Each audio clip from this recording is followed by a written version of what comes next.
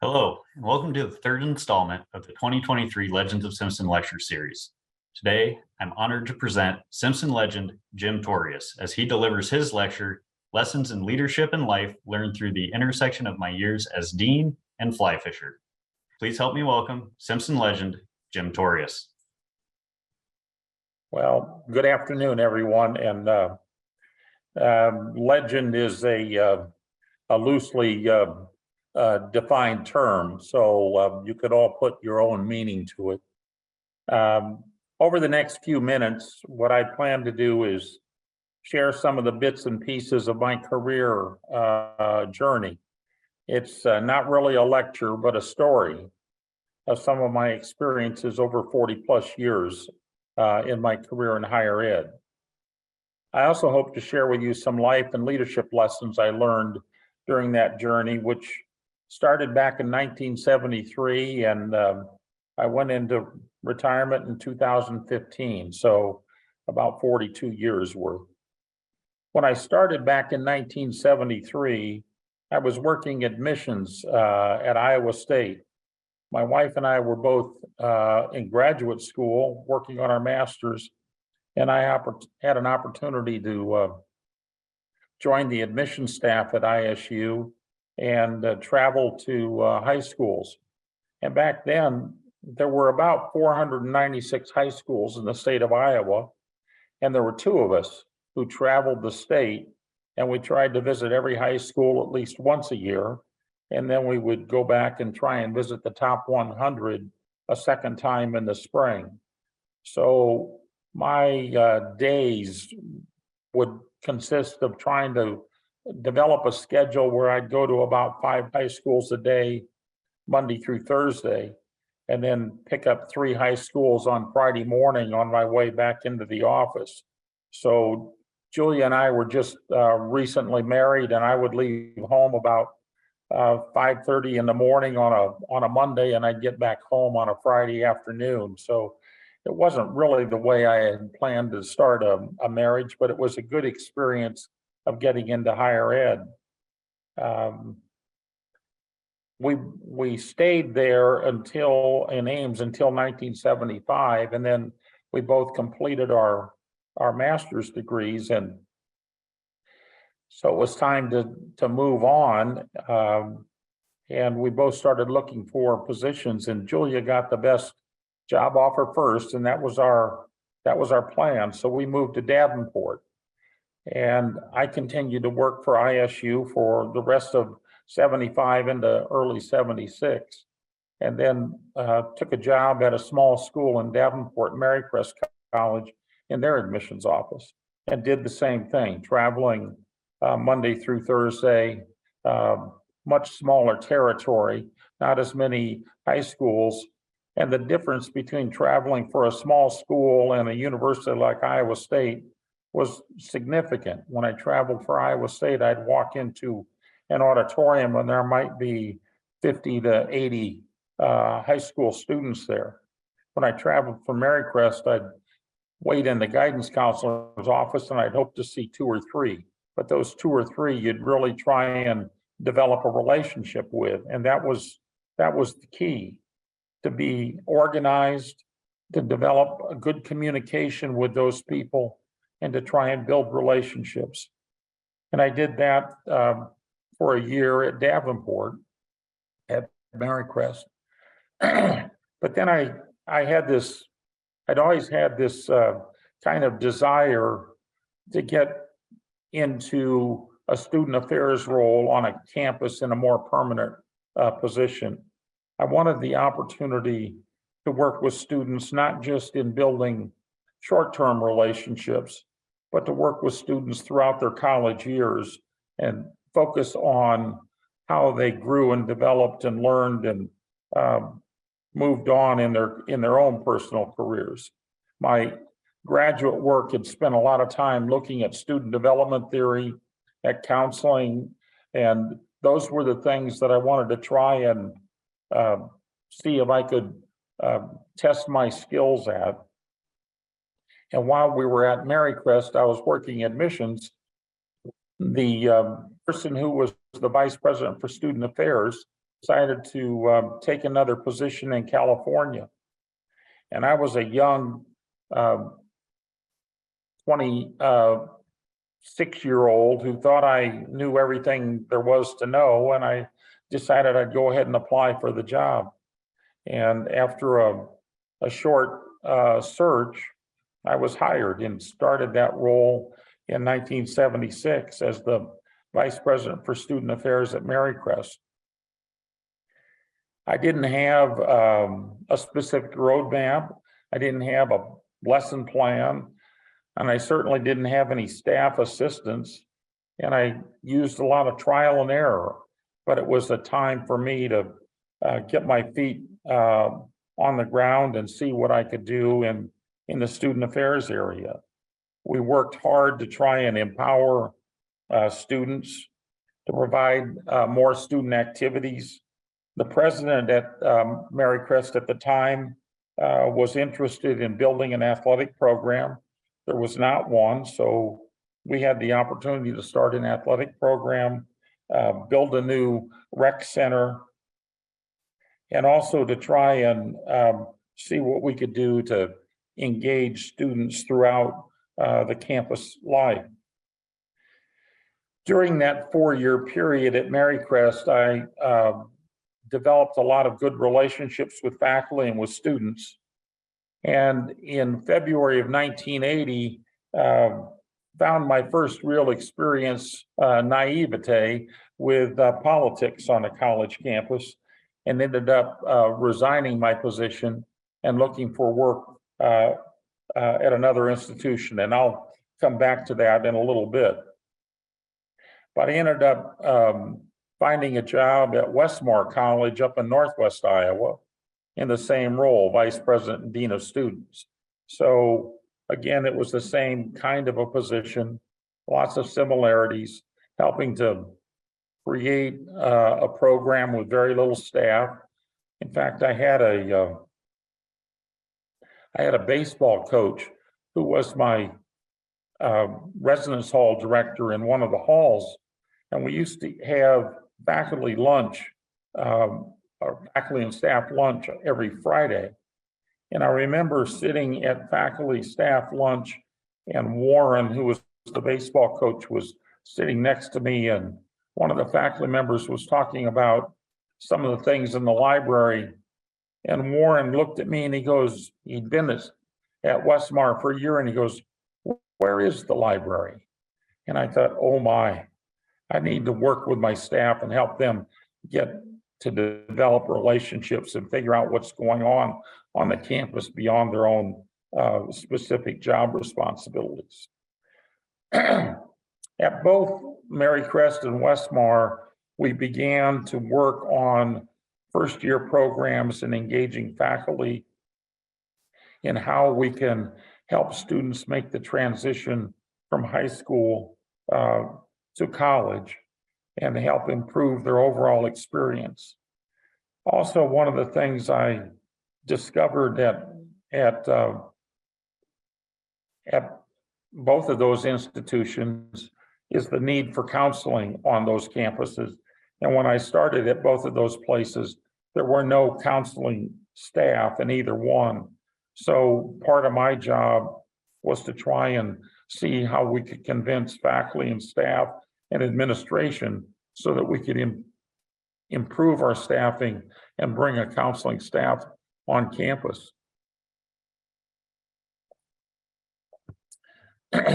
One anecdote at Marycrest, I got a call one day about a student who was having difficulty in his residence hall room. And I walked over to the room and knocked and went in, and the student was in a catatonic state. He was alert, his eyes were open, but he was stiff as a board. It was the first time I'd ever experienced anything like that. Scared the bejeebers out of me. And I called the ambulance, and we got him out of the residence hall and into the hospital to get some attention and work through some very serious mental health issues. But that was part of when I was learning more about what the role was in a dean's life And these were skills that I talked about in graduate school, but I wasn't a psychologist. I wasn't a professional counselor. So I knew I needed help. And those were the things that I had to try and convince the presidents that I worked for that we needed to try and build that staff. And faculty were very instrumental in helping to make that case. At Westmar, the president who hired me after a couple of years made the decision to retire. Westmar was struggling financially with enrollment, and he was tired of, I think, the strain that created on him. So he made the decision to retire. And at Westmar, similar to Marycrest, I became exposed to, again, the politics of college administration. So let me share a few details about each of those. Back at Marycrest, when I was in my fourth year, I had a couple of students come into my office one day, and they were concerned about a faculty member who was spending too much time at the bar with students after classes, and what was going on between that faculty member and students. So I was concerned about it as well, and I shared that information with the academic dean and the president. And it was contract time, and the dean and the president made a decision not to renew that faculty member's contract. And that created, as you might understand, a lot of stir on the campus between other faculty members. The president at Marycrest was a layman working at an institution that had been governed by the Congregation of Humility of Mary, a Catholic order, and had always been governed by a Catholic president. And this was the first non-Catholic president, and that created some tension with some of the sisters who worked at the institution. So when the president and the dean made the decision not to renew the faculty member, that also was more fuel to the fire about whether or not the president should be retained. Long story short, at the February board meeting, the board and the president reached an agreement that the president would resign. And the academic dean and I, who both anticipated that might happen, got up at that board meeting and walked up to the front of the room and submitted our letters of resignation. I was a 29-year-old naive college employee. I had a wife with a 1-year-old son, and we were expecting our second child within the month. And I resigned with nothing in hand. So as I look back at my career, I go, well, that might have been not the brightest decision I ever made while I was working in higher ed. But it was one that I made out of conviction because I supported the president and not the group of people who were after his resignation. In time, I found the job at Westmar, and as I indicated, the president had decided to retire, so there was a presidential search committee established at Westmar, and the academic dean and I were both appointed to the presidential search committee along with the chair of the board. An interim president had been appointed at Westmar, who had originally indicated he would not apply for the full-time position as president. During that search process, the board chair convinced the interim go ahead and apply for the president's job, and the academic dean and I knew that wasn't going to be a good fit, but we were both on the search committee with the board chair and knew we were pretty powerless to try and change that decision. And lo and behold, the interim president was appointed the full time. So both of us looked at each other and knew it was probably time for us to leave.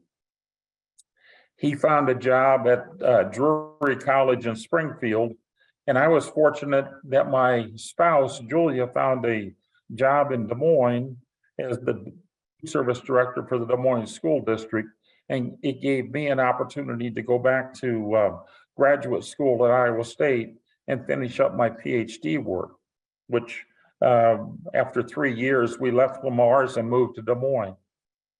While I was at graduate school in 1983 and 84, Gary Vallon, who was my predecessor at Simpson, contacted me at one point to say he was leaving to go to Hendrix, and he encouraged me to apply. My advisor at Iowa State strongly encouraged me to stay at graduate school and finish up my dissertation, but I had to go ahead and take a look at the Simpson job. I applied, and in August of 1984, I started as the Vice President, Dean of Students at Simpson. And now I want to spend the rest of my time today talking about my Simpson experience and talk about some of the issues and agenda items that I found significant, that we worked on, and some of the things that I think I learned from that experience and can pass on. Again, at Simpson, as at Marycrest and at Westmar, one of the things that we took a look at early on was retention and first-year programming. At Simpson, when I started there, orientation occurred on Labor Day 2 or 3 days before the start of class. There was no summer orientation. And I looked at our retention, our first-year retention rate, and we had a first-year retention rate that was in the low 60% range on average. Sometimes, depending upon the year, it may even dip down into the 50% range. So I knew there were some issues to take a look at, and I tried to build some support for looking at how we might address campus life to address retention and first-year programming. And one of the things we did early on was to move from a from a fall orientation to a summer orientation. And that took a lot of teamwork with faculty and with other administrators and with other members of the cabinet. And we started things out with an overnight summer orientation program where we'd bring students and parents to campus, and they would stay in the residence halls. And there certainly were some issues with that. Our residence halls weren't air conditioned. It was hot. We had parents spending the night, and we had to create a program for the parents. And I remember one of the things we did was we hire a passenger bus, and I remember Deb Tierney would be the person and the guide, and we'd give parents a tour of on a bus tour of Indianola and drive them all over town so they get exposed to the campus or to the community, trying to fill up their time while we had students meeting with faculty and doing other things to get registered for class. As we worked through that over the first year or two, it became apparent that there were difficulties about doing the overnight, and there was a push to move it back to a one-day. And my staff and I were pretty set on continuing to do the overnight. And we had a discussion at the cabinet level one morning, back when McBride was still the president, Bob McBride. And I'll put it mildly, John Kellogg and I got into a slight disagreement about which way we should go forward with the orientation program. John was arguing strongly that we should move it to a one-day, and I was still trying to hold on to the two-day program. And it became a little heated. And I remember in that cabinet meeting, those of you who knew Bob McBride knew that he could be pretty strong-willed himself. And at one point, his hand slammed the table, And I think I remember not exactly what Bob said, but it was something to the point of, by God, you two better figure this out and get it taken care of, or I'll decide it for you. And Bob ended the cabinet meeting. And everybody walked out but John and me. And John looked at me and I looked at John, and John said, guess we better figure it out. So we worked together and we made the decision that we would go to a one-day orientation, bring students in the morning and let them be finished by the afternoon, and that would solve a lot of issues. So I learned the skills back then of listening and compromise and trying to not be quite so stubborn as a young, naive college administrator. And actually through the years, John helped me learn a lot of things at Simpson. I'm very indebted to his mentorship and guidance over those years.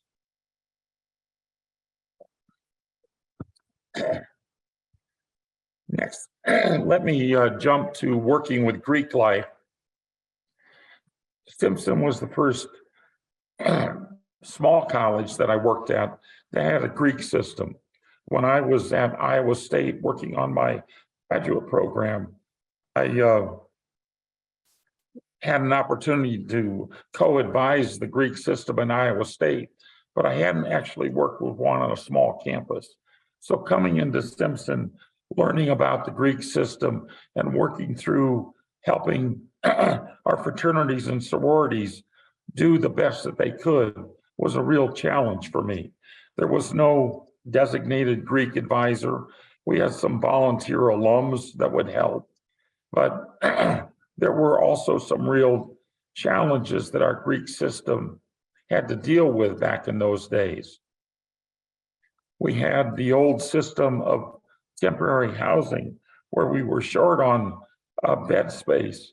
So incoming freshman males had to be assigned to vacant beds in our fraternity houses in order to provide them a place to live.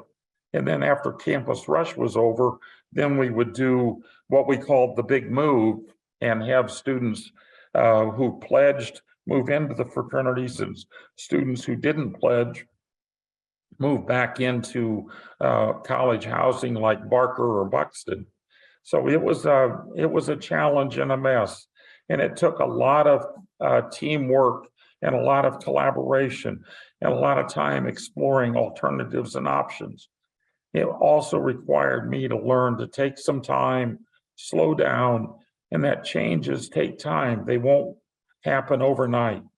It also required developing some very good, strong relationships with alumni, working over the years with Bob McKenzie and Ardeen Downing and so many other alums that helped us think through how we could improve the Greek system at Simpson, because it was so important to the long-term student experience.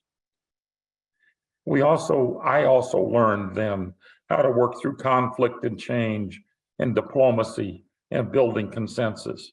So, and I learned the value of the Greek system. And to this day, I am a very big supporter of the Greek system at Simpson. I also found when I got to Simpson that I had a very small staff, and trying to create a staff that could meet the needs of the campus was, I knew would be a long-term project. When I started at Simpson, I had a director of housing who lived in Barker Hall as a hall director. I had a director of student activities who lived in Kresge, and those were the only two full-time people I had. I had a part-time staff member who also was the defensive coordinator for the football team, who was the director of career planning and placement. I had a part-time nurse, and I had a part-time lady, Abby Hayden, who lived in the community, and she helped advise our minority and international students. That was the staff that I had to begin with. There was no counseling staff, so thankfully, through the help of people like Jane Kvetko and Alan Magruder and Roger Betzworth and Miriam Jenkins, those people worked with me to create the counseling network so that we would meet weekly to try and identify students who might be having issues and then assign one of us to reach out and try and work with that student to help them manage whatever the issues were that were going on in their life. I also learned a great deal about student health issues and retention issues and addressing needs of students on the campus. And I needed to help our administration look for long-term solutions. I worked with Bob McBride significantly on trying to see how we might improve our counseling services on campus. And one of the things I learned was it was important to take responsibility, and it was also important to step back and realize things weren't as bad as you think, that there were a lot of resources through faculty and other staff that could help us make a difference in students' lives. The next area I want to spend a couple of minutes on is looking at when I arrived at Simpson, helping to build a culture of student expectations for the campus experience. Simpson was a pretty wide open place from a student experience standpoint. I remember the first weekend of my career as the dean at Simpson, we had a night football game with Graceland. And after the football game, the Barker Hall boys sponsored a campus party in Hopper Gym with 3 kegs. And the campus was open from 10 until 2. And it was quite the affair. I remember I spent the night there watching what was going on. And I remember also seeing a number of students by the end of the night were stumbling around trying to get back to the residence hall or Greek chapter that they lived in. Simpson had a reputation back then from my predecessor of the Back 40 Bash, which was a great big spring weekend free-for-all. There was minimal campus supervision on weekends and nights. There was no campus security service, and there was very little on-campus professional staff. I remember regularly getting phone calls from the Indianola police at 1, 2, and 3 in the morning about issues that were going on campus. And then I would get calls from a local judge, Judge Crouch, on Monday mornings wanting me to take responsibility for students who had been perhaps spending the night in jail over the weekend and have them released to my custody. And I refused. I told Judge Crouch, I remember specifically meeting with him and saying, if you've got a student to be released, call their parents. Don't call me, I'm not their parent. And I remember creating some difficulty in relationships there. And at one point, I remember Fred Jones, God rest his soul, who came over to my office and said, what'd you do to make Judge Crouch upset? And I explained to him what was going on. And he said, I understand. He said, I'll talk with Judge Crouch and we'll see if we can get by this, which we did. But back in those days, there was the age of consumption was 19, and every weekend was a party, regardless or at different spots on campus, whether it was in a Greek chapter at one of the Greek chapters or whether it was in someplace else on campus.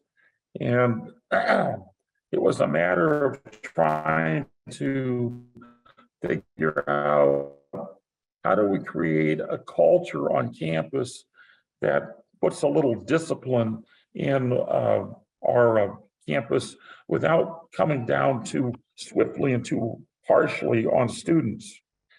How do you hold students accountable and have them help create a new culture, again, without being too heavy-handed? And that, I knew, was another thing that couldn't happen overnight. It was trying to create a culture by design as opposed to a culture by default.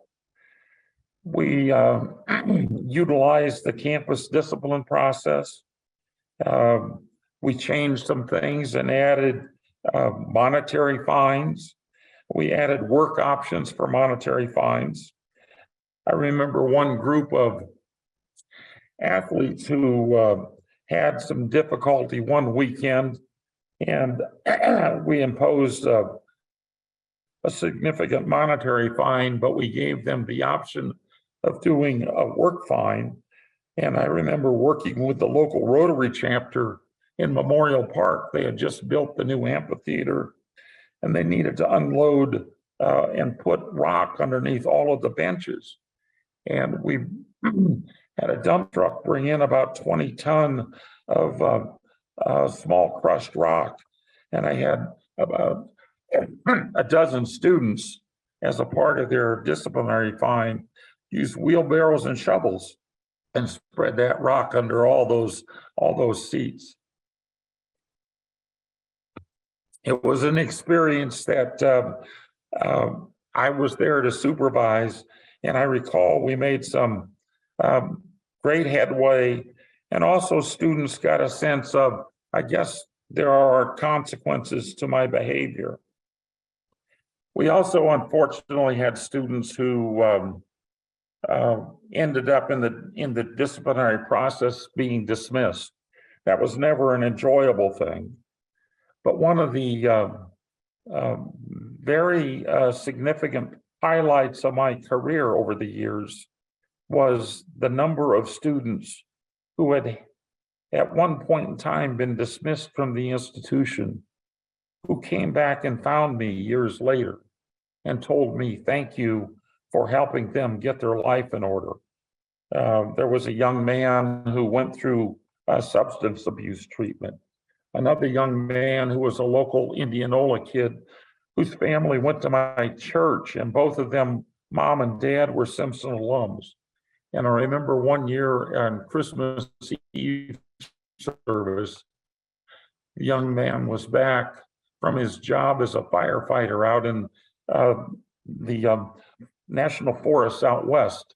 And he came up and shook my hand and said, thanks for what I had done. It helped him get his life straightened around. So I found out that holding people accountable wasn't just punitive, but it was also educational, and it helped develop a sense of good citizenship. We worked through that issue, building strong relationships with the students in SGA.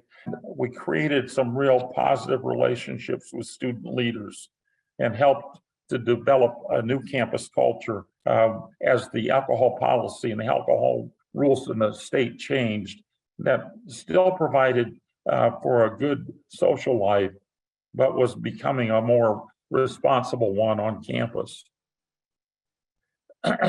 One of the things I also remember, which was very hard to deal with, was student death on campus. We had several students at Simpson who passed away because of health issues. One was diabetes and one was cystic fibrosis. We had several students who passed away because of car accidents. And then we had several students who passed away because of student suicide. Those were the most difficult.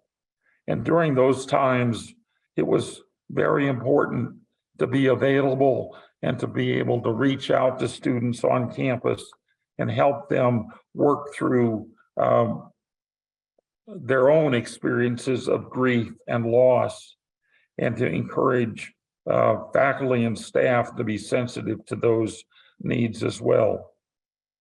It was important for us to display a real strong ethic of care and to enlist assistance from faculty and coaches and staff. It was also a time when I had to encourage my staff and myself to make sure we took time to take care of ourselves. And it was from those experiences, that we were really able to identify our counseling needs on campus, and over the course of a number of years, build the counseling staff at Simpson. And that was something that I feel very positive about over my time, that we ended with a counseling staff of 3 people, and were able to much more clearly meet student needs on campus. One of the other, 2 of the other issues I want to hit briefly were housing needs on campus. During my time, we saw enrollment grow from 812 with about 580 students living in college-owned housing to, I think, in the fall of 2012, we had 1,520 plus students and about 1,300 students living in college-owned housing. So over that time, we added a lot of residential facilities and did a lot to improve the quality of our residential facilities. And also started to experiment with different arrangements, including looking at first-year housing. That was a process and a change that took some time to sell to students. It took some time to sell to faculty and staff, but it was one that I think over the course of several years made a difference again in overall student experience and student retention on campus. In the last couple of minutes here, I want to talk about my work with the Carver Medal. John Bird at one point thought we ought to do more with recognizing George Washington Carver's presence on campus. And he looked at me after a cabinet meeting one day and said, we need to develop a bigger ceremony. He said, why don't you take that on? And when John asked you to do something, I didn't have much of a chance to say no. And we worked through a variety of people on campus trying to develop what that new ceremony might look like. And we developed the Carver Medal ceremony. And over the time that I was there, I think we were able to give out about 8 or 9 Carver medals, and some of those were some very distinguished people nationally. But the one I remember most significantly was when we highlighted the Tuskegee Airmen from Iowa. That night will live in my memory for a long time, of honoring those excellent gentlemen who served our country so well during World War II. Finally, I want to just touch base on some of the grant work that we did. Outward Bound was a grant that we worked on, several of us from the faculty and myself from our staff. The Student Support Services Program, working with Todd Little, and again, several faculty. And then the Lilly Grant, which for me was a real highlight, helping to find a way to focus on vocation on campus, to build a bridge that helped us spend more time helping students find their vocation, seek what they thought was their real passion in life, and find a career that matched with that. We did a lot with faculty training, with the Wesley Service Scholars Program, with the Call of Service May term, and really helped to ingrain a service culture on campus. Jim Noseworthy had done a lot to start that with recognition of the Volunteer of the Year. And we, I think, helped to solidify that more with the Wesley Service Scholar Program. And we utilized that quote from Wesley on do all the good you can in all the times you can and all the places you can with all the people you can as often as all you can. And we also used the quote from Buechner, which was about your life's vocation is where your deep gladness meets the world's deep need. And those were all very significant in helping us form a service culture on campus. I know my time's running out and I'm going to stop before Andy cuts me off, but I want to touch base just a little bit on some of the lessons I learned from my fly fishing experience that served me well in higher ed. I started fly fishing in 1993. And there's a quote from Thoreau that says, "Many men go fishing their entire life without knowing it's not the fish they are after." And that was true for me as well. There's an adage in fishing that there's 5 stages of fly fishing. The first is to catch a fish. The second is to catch as many fish as possible. The third is to catch the largest hog you can find. And the fourth is to catch the most difficult fish you can find. And finally, it's not about the fish at all. It's about the experience. And for me, that was what I learned through a lot of my own fishing experiences. I learned that fly fishing was about continuous learning. It wasn't about just one approach. And that's what I learned and brought back to my work in higher ed. I learned that you had to be focused, that when you were fishing, you had to concentrate and be aware of your surroundings. And that was also true on the campus. I learned that you had to appreciate all the fish that were in the stream, not just those big ones, but the ones that were 4 and 5 inches as well. And for me, that was true about every student. It wasn't just about the best students on the campus, but it was about all students. If you were admitted to Simpson, we owed you the best that we had to help you get the best out of your Simpson experience.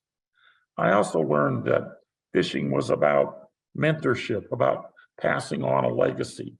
And that was true about me on campus working with staff and with faculty, helping them understand what student development was all about. And I also learned it was important to continue to expand your toolbox, that it takes more than just a few skills in order to do the job. That was true in fishing as well as it was in higher ed administration. And I also learned that appreciating where you were at was tremendously important. It was important to just, for me, the taking a trip to the stream or the pond was a way to recharge my spirit and my mental health. And I did the same thing on campus when I would go out for a walk, when I'd have a chance to sit down in the student center, talk with students and faculty, and meet with staff. Those were the things that were important. It wasn't just getting the tasks done. It was about learning to appreciate the beauty of the experience and the people that we were with. It was all about the people and not about just getting a job done. For me, my journey over the years has been one that I couldn't imagine all of the great people, the students and families that I've met. And I also had the opportunity to teach. And one of the things I want to share to close with is a quote from Frederick Buechner, and it comes from his book, Sacred Journey. And Buechner says, "To journey for the sake of saving your own lives is little by little to cease to live in any sense that really matters, even to ourselves, because it's only by journeying for the world's sake, even when the world bores and sickens and scares you half to death, that little by little we start to come alive." That journey for me was the experience I had working in higher ed with all of the students, with all the faculty and staff, with all the families that I got to know. I was blessed for so many 40 plus years. And I hope that that journey for you in your own career is just as positive. Let me stop with that. Andy, I'll turn it over to you. Well, thank you very much for that, Dean Thorius, and love how you tied in the fly fishing at the end too to really bring it all together as well. But we have time for just one quick question here, and it has been submitted already, and that is always great hearing from a Simpson legend. What brought you the most joy while at Simpson? Well, I think it was the people that brought me the most joy. I mean, there were lots of experiences, the Lilly Grant, building the Kent Campus Center, those were all highlights of my career. But the most joy was the people, and it's still the people. Still being able to stay connected with some of those folks over the years. I had the opportunity just this past week to email back and forth with Chad Buchanan. I mean, those ties with people were the most important. My experiences, and I was blessed to be honored to join the SAE fraternity. Those experiences with those men still go on today. So it was working with the staff and the faculty and the students and the families. That was the most important. All right, well, thank you very much. And Jim, you are a true Simpson legend, and we really appreciate you being part of our lecture series this year. Thank you all for being here today and joining in, and we hope that you'll tune in to future Legends of Simpson series lectures. Have a great day.